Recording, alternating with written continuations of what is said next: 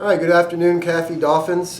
Today is Read Across America. So after announcements in this video that I'm going to do for you, I want you to drop everything and read a book that you have.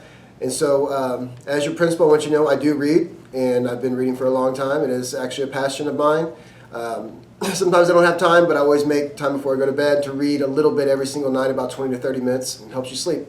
But I want to talk about the very first book I ever read thoroughly, what novel I read.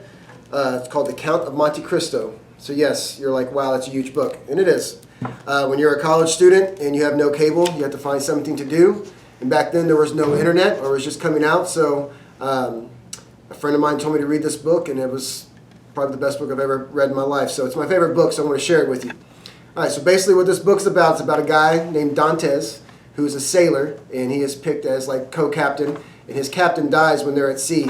And before his captain dies, he makes him captain of the ship. So some of the sailors are jealous, and so when he comes back and plans on marrying his wife with his new fortune of being captain, these guys plot to get him imprisoned so he does not become captain.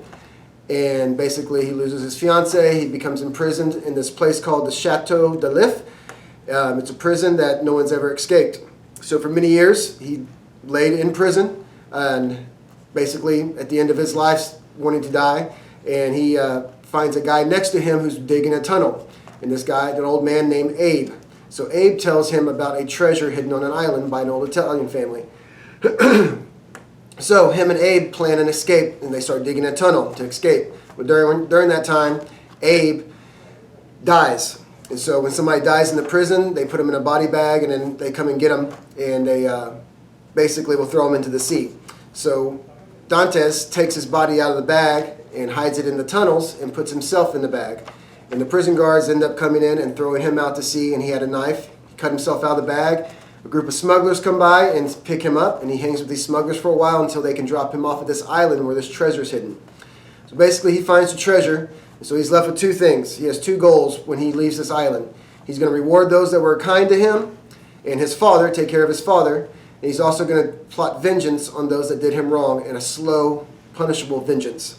So basically for 14 years in that prison, he said these guys deserve a slow revenge and punishment, basically.